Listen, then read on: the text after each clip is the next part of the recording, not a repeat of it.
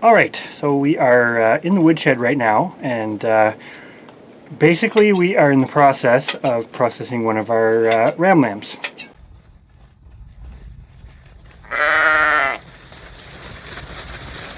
So we've got it to the point that he's hanging up here, and we're going to go through and see how we do with the actual processing. First time processing. It's our first time. I have processed deer before, but so similar principle, but first time processing one of our Icelandic sheep. So we're going to go and have a look. We are still removing the fleece. This is a lamb fleece, and very nice as you can see. He is filthy on the outside because it's melting and wet, but that will clean. He's got that gorgeous corkscrew fur. He is spotty, so it'll be interesting. I've never actually processed a spotty one for fleece, so we basically just don't want to. We don't want to waste it, so we're taking a second to take off the fleece. We had thought about actually doing the hide as doing the hide for a rug or something like that, but his fur. Let me quickly just show here. His fur is probably 6 to 7 inches long, and after doing some research on that, they recommended that you don't make a rug out of something more than 4 inches. So if we had sheared him earlier, it would have grown back and made a nice rug, but as it is now, we're just going to salvage this for some gorgeous white fur that maybe we can practice some dyeing if it doesn't get super clean. Well, we just don't want to waste the fleece. So we want to try to use as much as we possibly can. We're going to take this off here and bag it before. I'm going to try and separate out the black is what I'm going to... We may wash this really fast because it's wet. We won't be able to store this without washing it. But anyways, we're going to keep going with that and then come back to the next part. So we've got him all sheared up. He's actually a decent size. Once you get the fleece off, he's a pretty big guy. I think he's going to be around the 30-pound mark. We're going to try and see if we don't have an actual hang-up scale thing. So we're going to try and...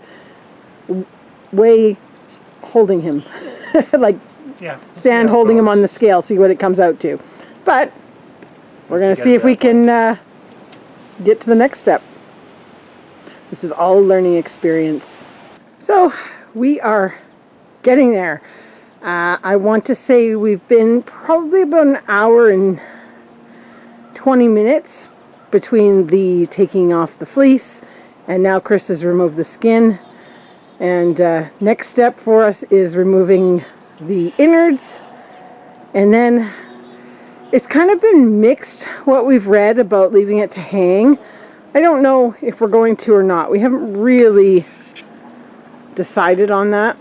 It's we're not sure. There's kind of a mixed thing. Some people say you should let them hang. Others say kind of overnight, just let the meat set. So we're kind of going with the not hanging it because we don't have a spot that we can really put this. So we're going to get the guts out, leave it hang for a little bit, and then we're going to cut it up into pieces for the freezer. But all in all, really quite surprised at the size of this guy. I'm very curious once we do this to get a little hangy on him because he was our smallest one that we've got to do. We actually have 3, potentially 4 to do. But yeah, this is our first attempt, so we're going to see how it goes. So far, Chris has done an amazing job. I will admit the kill part was a little bit whatever for me, but it'll be like the rabbits and chickens and everything else. Once you get used to it, it's not that big of a deal. So we're going to come back once we got the innards out and do a weigh on this guy. This is not an instructional video. This is just us being very, very proud of what we are accomplishing today because this is a big step for us in the direction of being sustainable as a homestead and not being dependent on the butcher, which, as we just talked about in our economics video, it is something that is a video to come discussion on the butchers. But anyway, we'll get this finished up and then potentially get some lunch, leave them hang, and then figure out what we're doing with them after that. So we are back in the house. Kind of got all the first parts done, and now it's time to break everything down a bit. So one thing we haven't gotten yet was a weight. So I've got the front half here, and we're going to try to get a weight on this because we tried Probably more like front 3/4. Yeah, front 3/4. Tried to get a weight outside. Didn't work because it wasn't level. Anyways, So we're going to put this in and see what it weighs. So there we go. This is the front 3/4, quarter, or front half. We're just going to say front half. So it's 20 pounds. 20.6 pounds. Yeah, 20 pounds, 6 ounces, right? Now it's going to error, but that's okay. Anyways, there now, but so there's our first half. So we're going to get that broken down, and then we're going to take a weight on the other half. All right, we are back with the back half of round 2. Yes, round 2. So we're going to go ahead and get this weighed and see what it comes to. Oh, actually, that's going to be pretty good. It's pretty heavy, I think. Hopefully it sets the scale. Oh, it's not heavy enough. Okay, we're going to try this again. Take 2 on a smaller scale. Let's see if it reads. Error. So it's more than 11 pounds, but less than 14 pounds. Because our human scale does not come on. So we'll just... unless it's 14. Alright, so we figured it out. It is 12 pounds. So, like we said, kind of right in between. The combined weight of the 2 pieces was 32.6 pounds. Hanging weight. That's not bad. Largest one we've ever had was 41 pounds. So, and like I said, this was the smallest one that we've had to butcher. So, they should all be bigger than this after this. So, 32 pounds ain't too bad. We have finished butchering our first lamb ever. Very exciting. This is going to change things for us, I think, isn't it, Christopher? I think so. I think so. So we have some weights on things here, and we thought we would just share that. The original start hanging weight of this ram was 32.6 pounds. As we mentioned, he is the smallest one that we had to do, or at least we think he's the smallest. We may be surprised when we do the others. But we'll show you here kind of each bit, and I will sort of go through the weights we had. So here it all is, or here's the edible portion. Here's the loot of our, and we're quite picky about it. So it's been fat taken off. Any bits have been thrown off to the cats. So this is pretty perfectly fine-tuned, I would say. There's nothing that's not going to end up in our bellies. No, not in this, but the other stuff is all off to the side. We kept a few organs and stuff for the cats, and very, very little wastage. Yes, very impressed. So we'll start with the big orange pot there with our meat to grind. We have just under 5 pounds. It's 4 pounds, 14 ounces to grind, so that's nice. That'll make 3 little meal packets for us for burgers. Then we have, here we have our stewing meat, which was 1 pound, 10 ounce. So I'm going to package that as one batch to put into a nice lamb stew at some point in the nearish future. And then on the tray, we've got the nicer cuts and the shanks. Both of those, the nicer cuts was 2 pounds, 12 ounces. The shanks were 3 pounds, 2 ounces. So the shanks, as we said before, do still have the bone in, just because... It's the only part with the bone in. It's the only part of the whole thing that still has the bone in, just because that's a better way to cook it. Yeah. Now, we took our shoulder roast and our leg roasts, and we have taken the bones out, and we're going to get the string and roll and tie those.